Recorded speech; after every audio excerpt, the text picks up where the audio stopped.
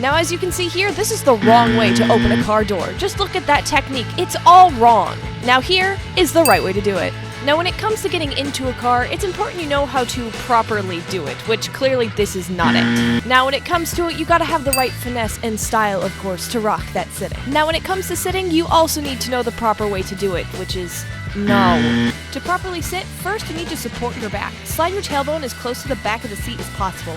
Aim for a 2 to 3 finger gap between the back of your knees and the front of your seat.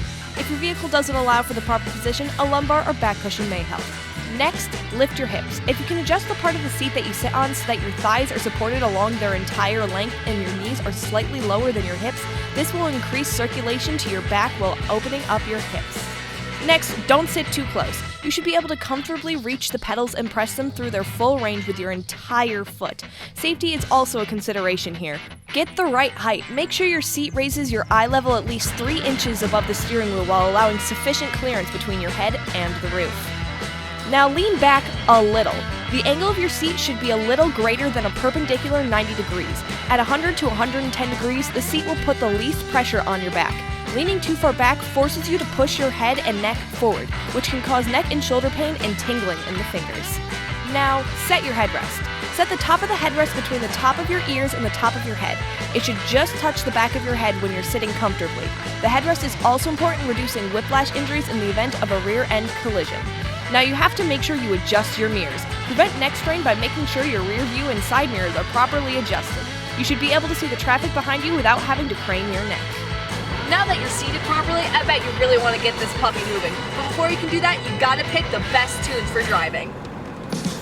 And now that you want to get the car moving, first you need to know the difference between the brakes and the gas. You don't want to end up like Diana. Now the large pedal on your left is going to be the brake. If you want to slow down or stop, you press your right foot on the pedal. Remember, when driving, you only want to use 1 foot, not 2. Only scrubs drive with 2 feet.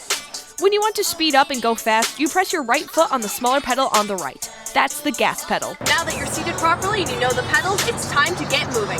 First, put your foot on the brake and grab the brindle. You're going to move it from P, park, to D, drive.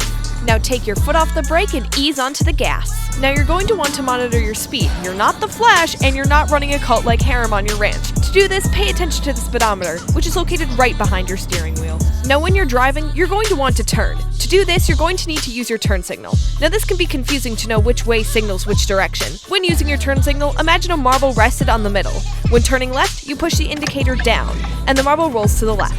When signaling right, you push the indicator up, and the marble rolls to the right. Now you know the basics for driving a car. You know how to sit properly, which pedal is which, how to use your turn signal, and the brindle. Now you're ready to hit the road.